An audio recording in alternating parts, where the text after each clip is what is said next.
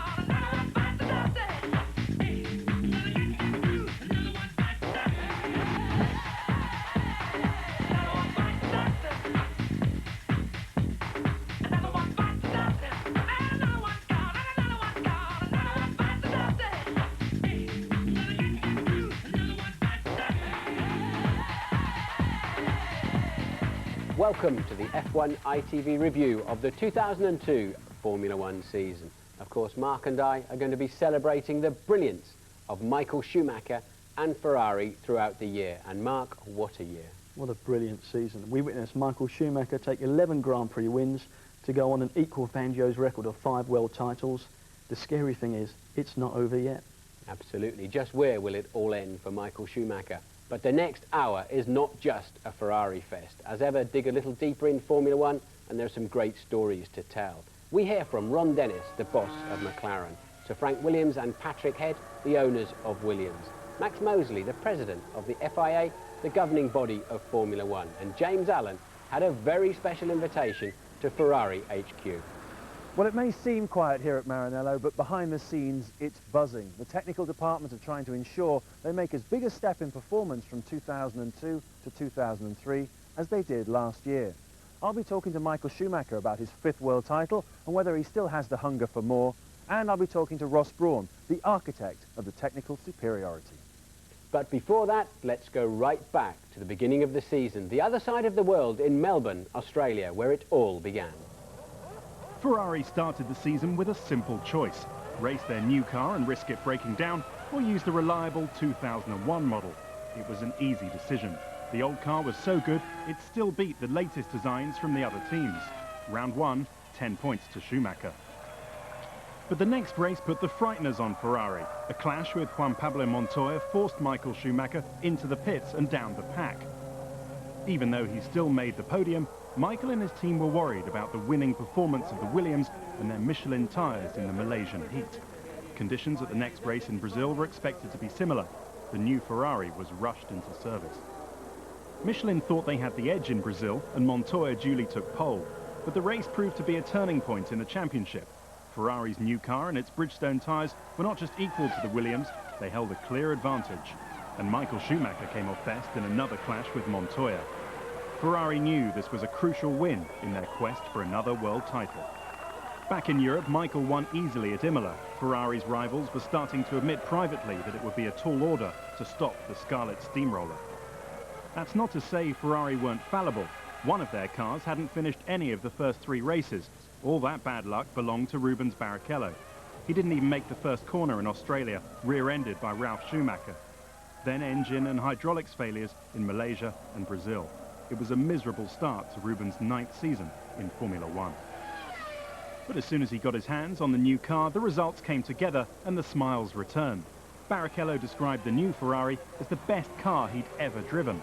Second place at San Marino had never felt so good.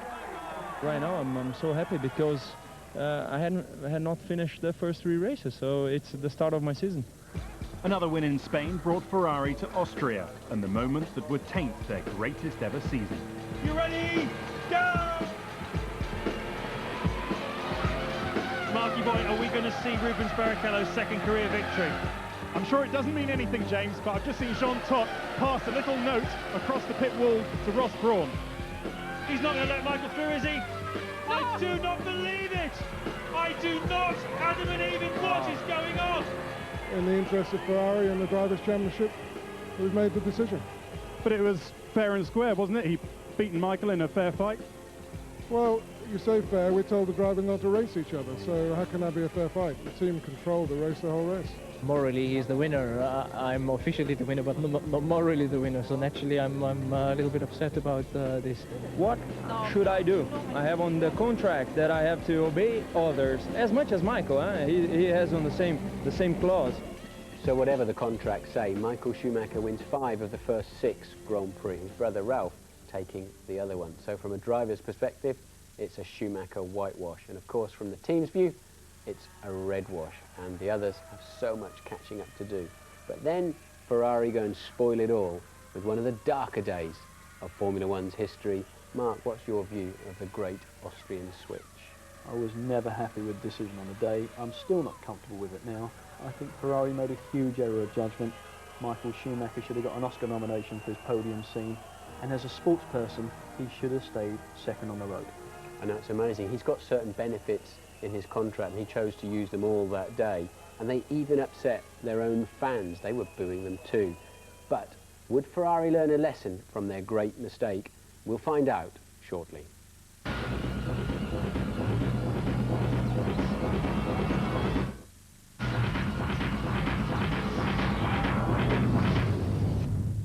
Welcome back to our Formula One season review. Race 7 was in Monaco, and to everybody's relief, neither a Schumacher nor a Ferrari won that one. More about that later. Michael Schumacher returned to his winning ways at the very next Grand Prix in Canada. But as the circus returned to Europe, once again, it was an easy Ferrari 1-2 with Barrichello in front.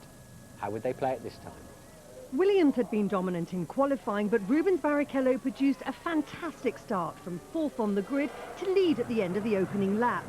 He was still in front as the first round of pit stops approached, but teammate Michael Schumacher was close on his heels. Maybe too close.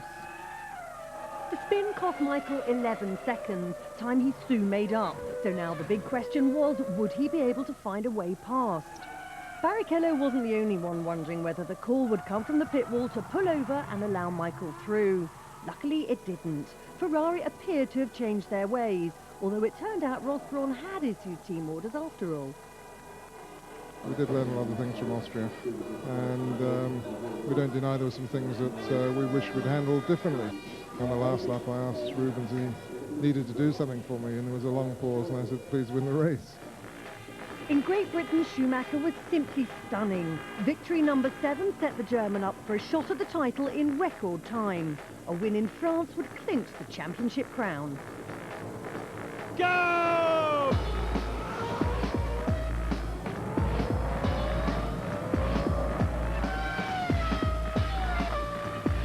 He's lost it. Oh, Kimi, Michael says, have a bit of that. He's a 5 times World Formula One champion. This is history. I haven't experienced any sort of emotional outbreak in the car like that today. I'm struggling to give you answers. 5 times world champion, 5-mal Weltmeister, I think it is, but in any language, it's an incredible achievement. Oh, well done, actually, for your German. Danke schön. Oh la la. All smiles in the red camp then.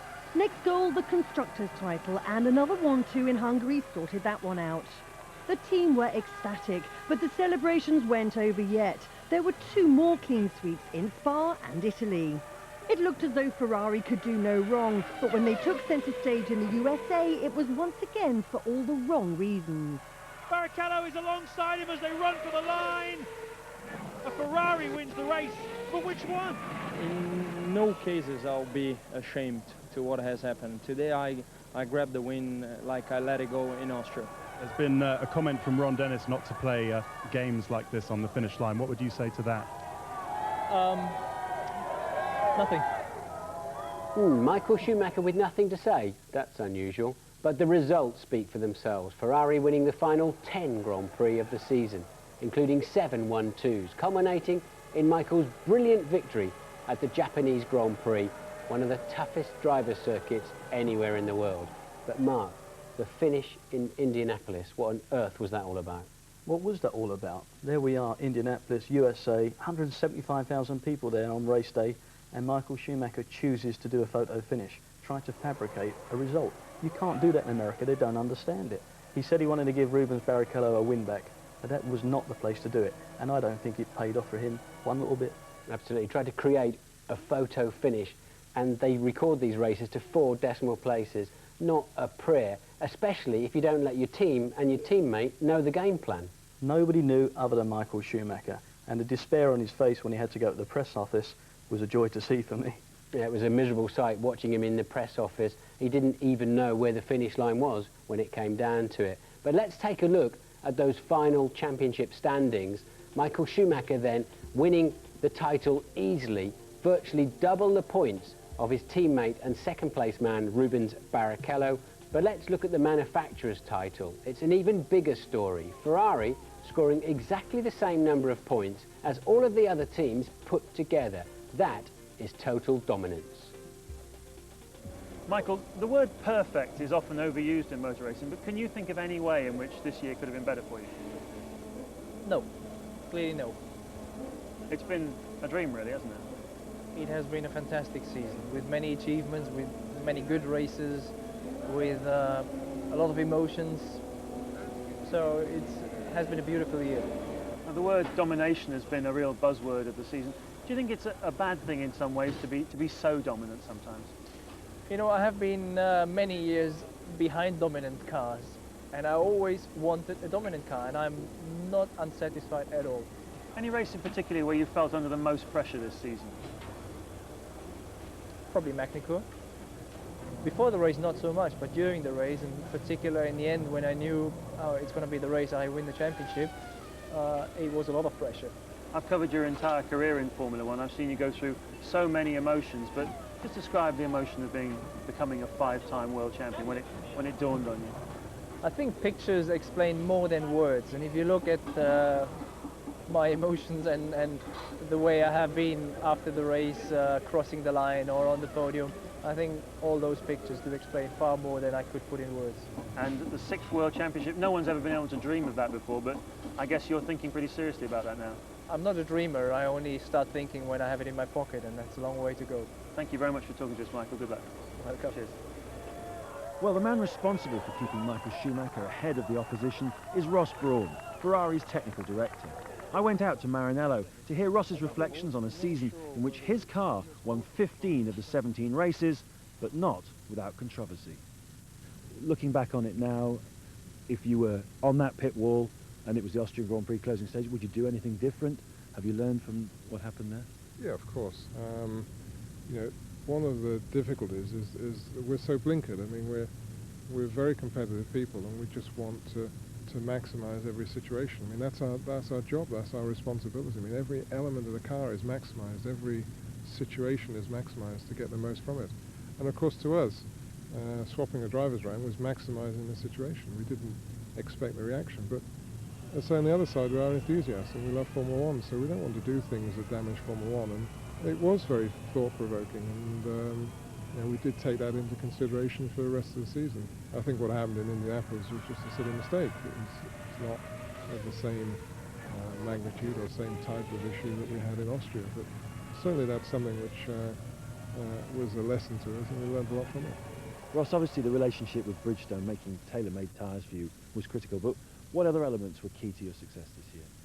Well, I think it's just an accumulation of the relationships of the people at Ferrari. I mean, this is my 6th year at Ferrari now, and Rory's 6th year, Jean's 9th or 10th year, and you know, the relationships continue to grow and continue to strengthen. The people we've got are now on their 5th or 6th car, and each car's got a little bit better. We haven't had to take a step back because new people have come in, or we've moved sideways because new people have come in, and that's so important. And your two drivers certainly gave their best performances in either of their careers to date, really, wouldn't you say? Yes, yeah, I mean, they're a super pairing, and they get on very well together, which is nice. And that can't be underestimated. I mean, it creates a good atmosphere in the team. It creates a very positive atmosphere in the team. It's a very open relationship between the two drivers, between the engineers. I mean, they want to beat each other, there's no doubt about that. It is the best performance I've seen from either of them, certainly since I've been at Ferrari, and it's encouraging for the future because they're both champing at the bit for next year as well. Ross Brawn, one of British motorsport's finest ever exports. Let's hope we get him back one day. Mark, I worked with Ross at the Jaguar sports car team and at Benetton. He's so calm, so intelligent, a great asset to any team. A remarkable man. Let's not forget that Michael Schumacher worked with Ross Brawn at Benetton, a very successful partnership back then. When Michael came into Ferrari, he was very quick to get a team of people around him. Ross, Rory Byrne, Jean Todt. That package of people has produced results which have been clear to see. It's no longer possible for one person to dominate Formula One as a team member. You need to have that complete package of people. A super team indeed. Ross started his days in Formula One at the Williams team. Let's have a look at their season. The early races offered some hope that Williams-BMW would take the fight to Ferrari. Juan Pablo Montoya was never afraid to have a go at Michael Schumacher, who in turn was always happy to have a go back. Their scrap in Australia was a tantalising glimpse of what should have been a year-long championship battle. Ralf Schumacher looked equally confident. His win in Malaysia might have been the first of many, especially if the Michelin tyres kept getting better and the new Ferrari was only a small improvement over the old one. But just a fortnight later, Williams would learn the awful truth. The Ferrari F2002 was massively quicker than its predecessor in all areas. Ralf could not find a way past his brother at Interlagos. Montoya might have got a different result, but he took himself out of contention for the second race in succession. Oh, and he's touched. Montoya's lost his front wing. Hits the back of Michael Schumacher. Williams were beaten. The writing was on the wall. Just back. It didn't help that the two drivers had a habit of running into other competitors and into each other. The Williams garage was sometimes an uncomfortable place to be. The relationship between teammates tense. I was, probably a car ahead of him, and, we keep doing that. We're never going to beat Ferrari, but... Where Montoya did beat Ferrari was during qualifying. 7 poles proved his speed over a single lap, but he'd often set pole on his final effort. Under F1's new rules next year, he'll have just 1 lap to do it. So will he be able to repeat this kind of achievement? It's the fastest lap ever in Formula One, Juan Pablo Montoya. The Colombian gave us some great wheel-to-wheel racing.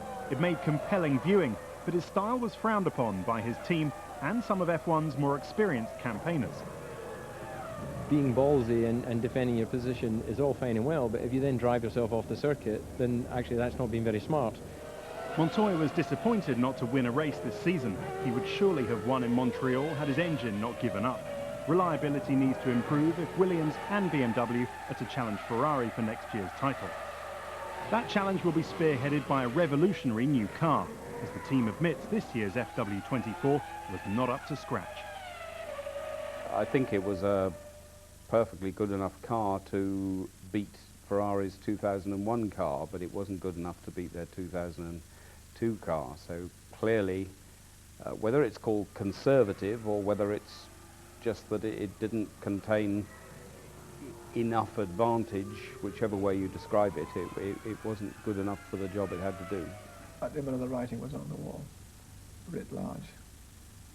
Why? Because that was a race that you were expected to go well? No, we'd won the previous year, but we didn't expect to be thrashed by such a conspicuous margin. Juan Pablo had this fantastic run of poles. Were you especially impressed with that? Well, the one won 7 poles. That's an impressive number. It means he's very quick and the car's very quick. It means also he's very quick for 1 lap and the car's very quick for only 1 lap. The performance was there in qualifying, but partly to do with the degrading of the tyres from new, some of which was probably due to traction control qualities, certainly in the earlier part of the year, but we overcame that problem. But some of the aerodynamic characteristics of the car were damaging to the tyres, and that caused our racer performance to be weaker. We did move forward relative to McLaren, or McLaren moved backwards, whichever way you could look at it, and so we finished second, but okay, it's an old adage, but it's first for the losers. We know we must improve. We know we must improve the show, that is, and that the crux is better racing at the front. And if you like, the Ferrari didn't let the side down. McLaren and Williams let the side down by failing to be competitive when it really mattered. Classic Frank and Patrick there. They won't even cut themselves any slack. They're taking a lot of pain. Tough characters. Frank, Patrick, the driving force behind the Williams Grand Prix team. They know that they've got an engine partner with BMW, second to none down the pit lane. They brought out an engine with 19,000 RPM come the end of the year. No problems in that department. I think they might be scratching their heads on what the drivers did this season. Well, they tended to trip over each other, didn't they? Montoya super fast in qualifying, but didn't win a race. Didn't win a race. Big surprise to me. I'm one of his biggest fans. But he seemed to be scrapping a little bit too much with Ralf Schumacher. They've got to get out of that. That's not what the Williams Grand Prix team need. They need to get results. If they get the car under them for next year, I think the drivers are quite capable of doing it. I agree with you. Ralf tended to be focused too much on Montoya and vice versa. And I think Montoya also spent too much time for that hot lap without thinking enough about the rest of the Grand Prix weekend. It's Sunday when the points are scored. But do you think those two can ever have a stable relationship and help drive Williams forward? I think the cultures of both the drivers are very, very different. But, you know, I think they've got what it takes to win Grand Prix, the pair of them. They've done it in the past and they will do it again in the future. But Williams need a durable, reliable, consistent car. That's the key. Well, let's hope they find that key real soon. But what about arch rivals McLaren? How did they fare? We'll find out about that in a moment.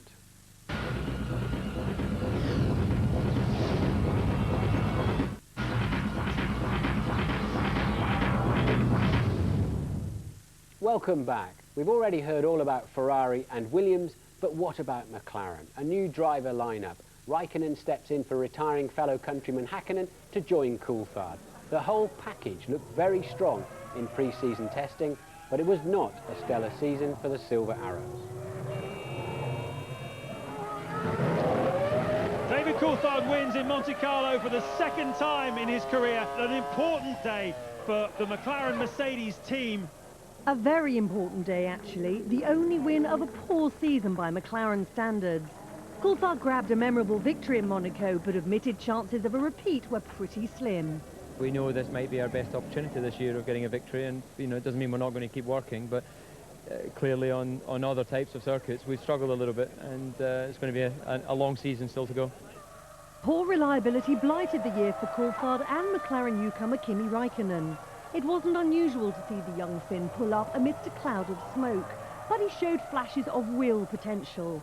In France, he looked all set for his maiden win, when on the penultimate lap, he slipped on oil left by Alan McNish's stricken Toyota.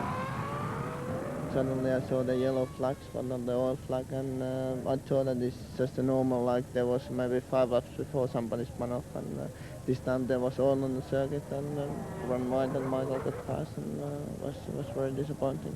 Kimi might not exactly talk the talk, but on track he displays awesome speed and bravery. Who could forget qualifying at Spa? Raikkonen, very committed. Oh, look at the smoke. What's that? He doesn't seem to be lifting.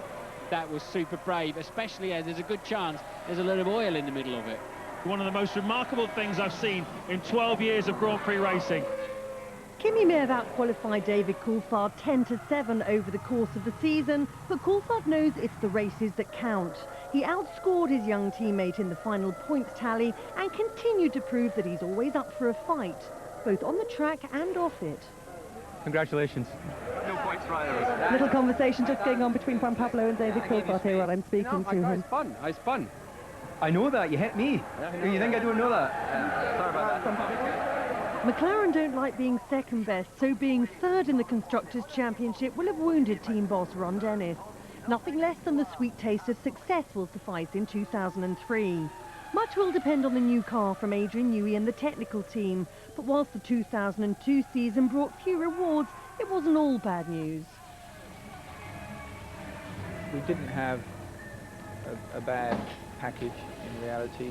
I think there was some elements of the car that were a little weak at the beginning of the season, but overall it was a year of catch-up, and I think towards the end of the season we'd really made a lot of progress. We were a lot more competitive in the latter races.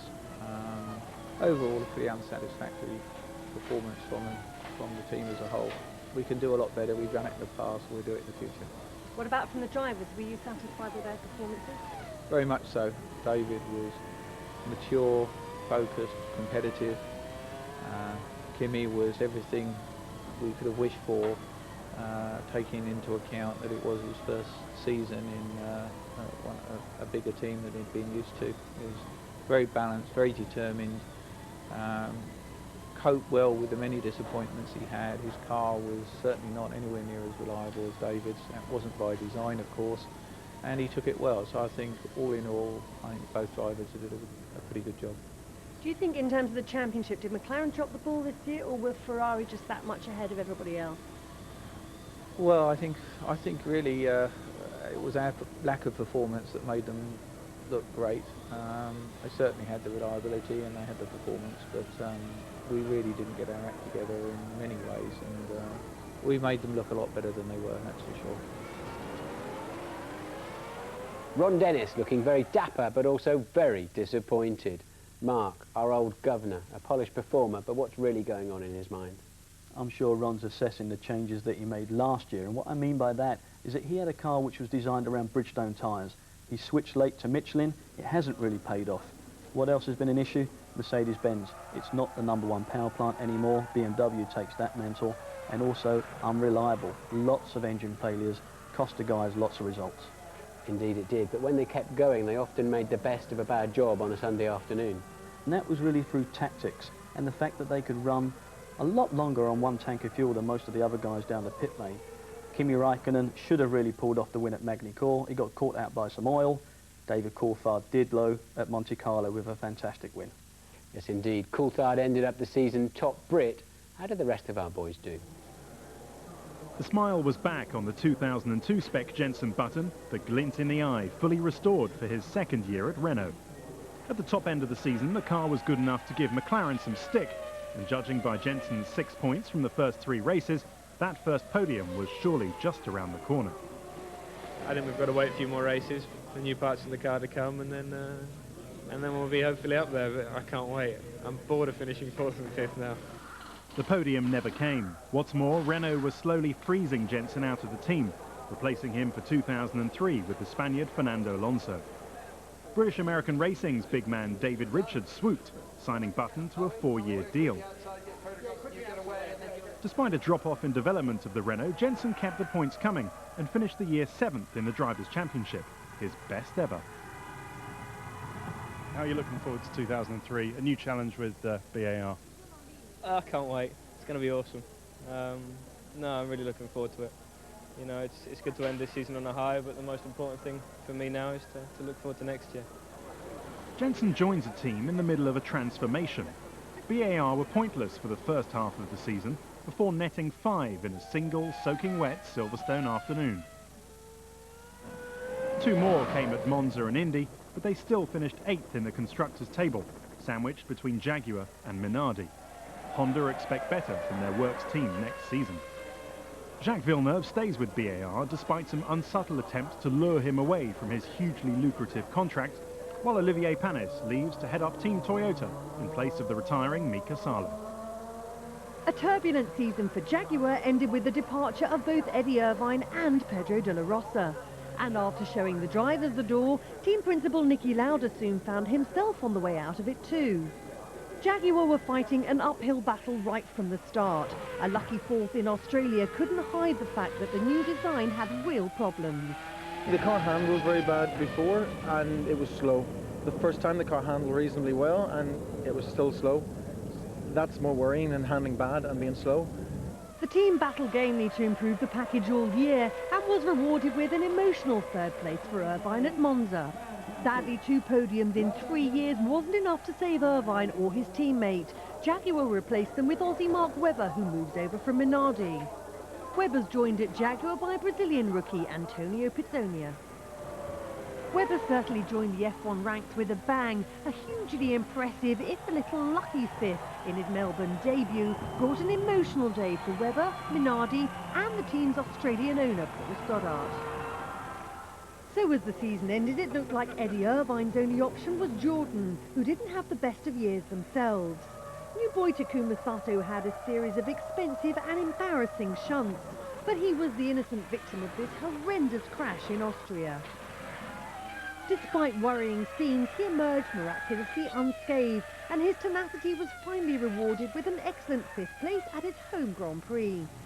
Sato's now a hero in Japan, but that might not be enough to win him another season at Jordan. Finances could be the deciding factor in Eddie Jordan's thinking. But Giancarlo Fisichella definitely stays, hoping the link-up with Ford will at last give him the chance to show his true colours. Memories are short in Formula One, so it's a shame that most will remember Alan McNish for the massive crash he had during qualifying at the last round in Japan. The man they call the Mighty Mouse did the best he could while at the inexperienced Toyota team. Alan would surely have scored higher with the support of an established F1 outfit. But he never complained and drove his heart out all year. The nearest he came to the points was in Malaysia, where a problem with the car dropped him down to 7th. McNish's seat at Toyota goes to the current kart champion, Cristiano Di Matta. Anthony Davidson became the 5th Brit on the grid when he subbed for the off-form Alex Young. Many miles as a test driver helped Anthony get well on top of the Minardi, impressing the Formula One establishment with his qualifying speed. But race performances were another matter. The Hertfordshire lad learnt the hard way that you can't score points from a gravel trap. Minardi have continued the trend of employing young British drivers. They've since signed F3000 ace Justin Wilson to a race seat for 2003. Tom Walkinshaw has been told his Arrows team are not welcome in Formula One. The team didn't show up to the last 5 races of the season because of financial problems. Arrows applied for an entry in the 2003 championship, but were turned down by the FIA. Well, it's clear to see it was not a classic year for the British drivers in Formula One. Mark, Jenson Button, his choice of BAR and his progress this year? Progress-wise, difficult. He got outperformed by Trulli in qualifying, but in the race he was a lot stronger. At the end of the season he had a choice, Jaguar, Sauber or BAR. I think he's made the right one with BAR, but Alan McNish, no drive whatsoever for next year. I don't know what you think about that. I think Alan had a very hard time and not a fair crack of the whip. But I'm afraid at this level you don't always get a second chance, and it was a real crying shame for him to miss his final Grand Prix chance at the Japanese Grand Prix. Let's hope it works out for him into the future. What about Anthony Davidson? Got a chance of a lifetime in the Minardi. Did he cut the mustard? Young guy came in, a lot of experience with BAR in testing, so you know he knew how to drive a Formula One car. Put under pressure, put in the spotlight. He pulled it off in qualifying against Webber, not that big a gap. Just didn't quite cut the mustard in the race. A little bit of time to decide whether he's got what it takes. Formula One World Champion ex-Jacques Villeneuve, just 4 World Championship points, teammate to Button next year, of course. Has he still got what it takes? I'm not sure. I mean, there's been so much in the press about he's expensive, he hasn't got the job done, he needs to be moved on, he should go back to the States and race there. Interesting, isn't it? He scored the same amount of points as young Massa, and Massa got turfed out. He did indeed, although there's a chance Massa will turn up somewhere else in the future. I think he's a star. His driving style was bizarre, all the time turning the steering wheel, moving his head around. I think if he just calmed that down, Massa's got the speed, and he's certainly brave enough to get the job done. Sato in the Jordan. He had a great run, of course, at the Japanese Grand Prix earlier in the season. It was an absolute disaster. He tripped over anything he could find. But I thought that he just about did enough to keep his name in the frame in Formula One. Came with a good pedigree, F3 champion. Should have been a little bit stronger, I feel. But at the same point, had a lot of issues, a lot of reliability problems. He had to learn the trade in Formula One in the public eye. But, you know, a lot of people have done that before. I think he just about cut it as well, but only just. Well, a tough season for many of those drivers. Let's have a look at the final championship standings. Once again, then, Michael Schumacher wins the World Championship on 144 points, followed by teammate Barrichello on 77. Interestingly, they both scored exactly 21 points more than the season before. Continuing in the Noah's Ark theme, we have Williams, then McLaren, and then Renault. Irvine was 9th, heading up a very strong midfield fight throughout the season, just ahead of Fisichella, Heidfeld, Massa, and a very disappointed Villeneuve, just in front of teammate Panis. Frentzen scored 2 points and also drove 2 cars, the Arrows, and at the end of the season, the Sauber. Salo and Webber on 2 points, the Australian Minardi driver often mixing it with much faster cars. This year has been interesting, but not a classic, so they're making some changes for 2003, not least with the qualifying procedure and the point system. More about that in a moment.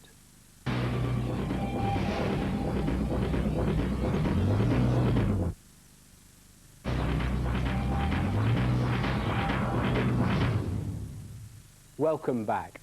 On the 28th of October, the key decision makers in Formula 1 got together at Heathrow in the hope of coming up with new regulations to spice up the world of Grand Prix racing. They also made another decision. Due to tobacco advertising laws, they've cancelled the Belgian Grand Prix at Spa. That's like putting a dagger through the heart of any racing driver. The first major change for next year's 16-race calendar then is in the qualifying procedure, moving to a new Superpole style of running. On Friday afternoon, they'll have just one single lap to determine the running order for Saturday afternoon, when once again, over the hour, one car at a time, they will have one single lap each to determine their grid position. Big changes for the tyre manufacturers. Instead of being allowed to bring just 2 tyres to suit the whole field, they can now tune them individually for each of the teams that they supply. Wets, they can now only bring one type of wet tyre for the whole weekend. They've changed the points allocation system in a hope to prolong the championship battle. First still gets 10 points, but now it's 8 for second place, and then 6, 5, 4, 3, 2 and 1. They've banned team orders that affect the result of a race, whatever that might mean. It's suitably grey and for sure will cause controversy down the road. And finally, a change aimed at the smaller teams. In lieu of giving up most of their testing during the Grand Prix season, they will be allowed to run on a Friday for an extra 2 hours. It's going to be very interesting to see how those rule changes affect the Grand Prix weekend, particularly the grid order. Let's see what some of the opinion formers think about them. I think there'll be often occasions when the quick drivers won't be at the front because the car's had a problem, or they haven't quite got the car set up, or they've made a mistake. And far more often you'll get the quick guys at the back having to fight their way through the grid, and I think that's going to be good. Teams that can produce a car that's very drivable will be advantaged, because in the one-lap qualifying, the driver will be trying to find the limit everywhere in one go. So cars that are very stable on corner entry, I think, will be very important to the drivers. Patrick has written to One in detail explaining the problem he may face when we view his recent season or 2 seasons with us. I believe that One will always mature and improve. Ralph, his first lap is always very quick. He rarely makes a mistake on his first lap.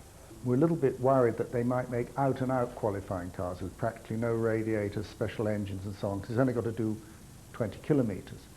So what we're going to do is enforce the rules properly. So if you want to have a qualifying car for qualifying, that's fine. That's the car you race. So if it's only got a 10-litre fuel tank, you've got a problem.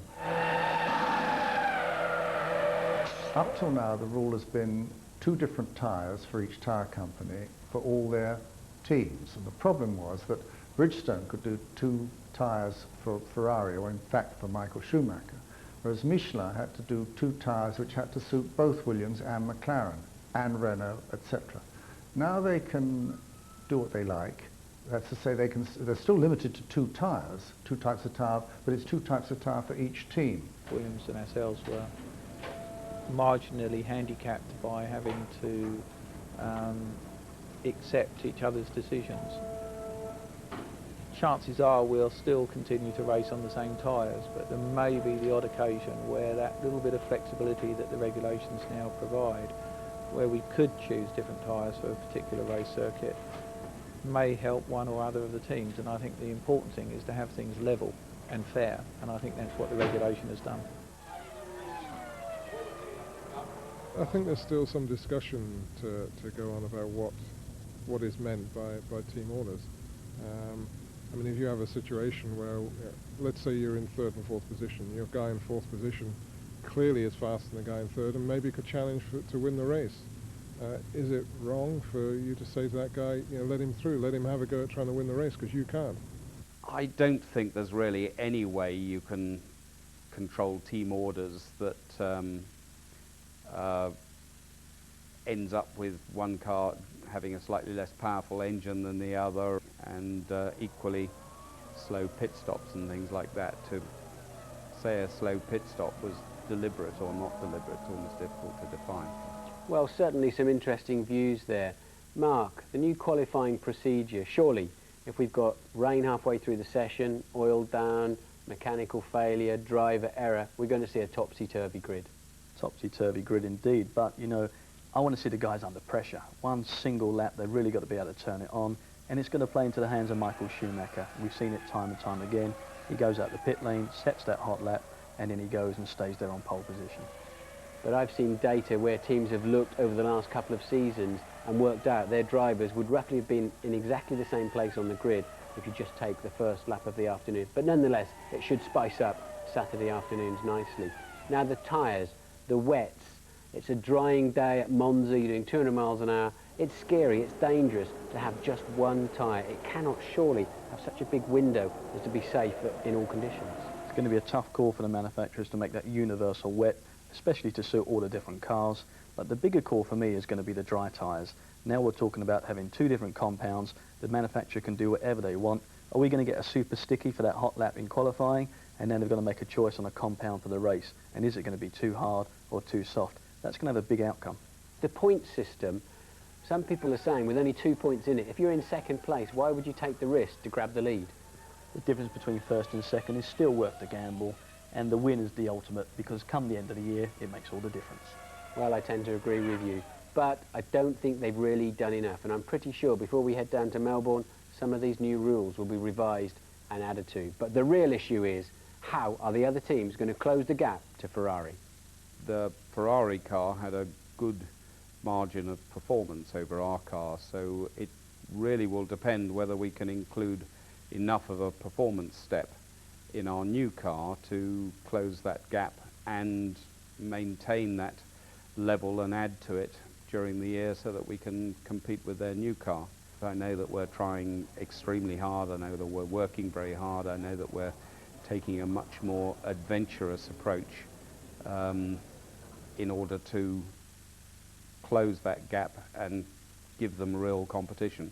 What's quite certain is that whilst we'll go with a significantly improved 17D and all the improvements will come from, well, the improvements will come from not only the chassis but the engine and hopefully tyres as well.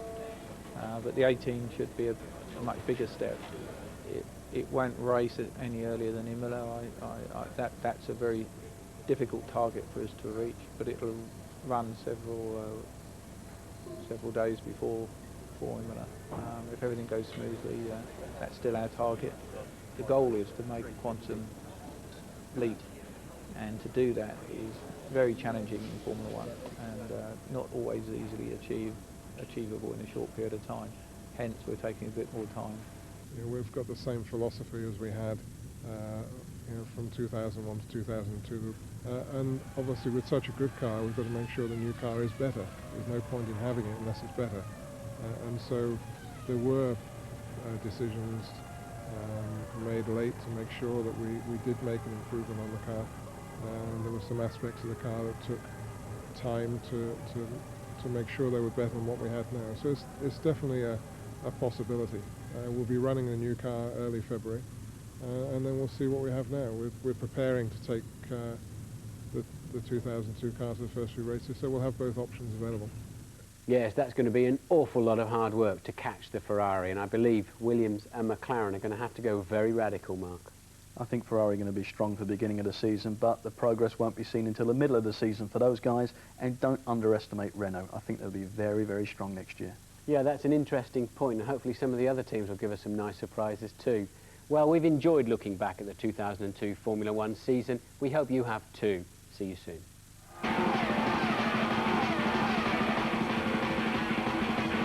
You ready? Let's go!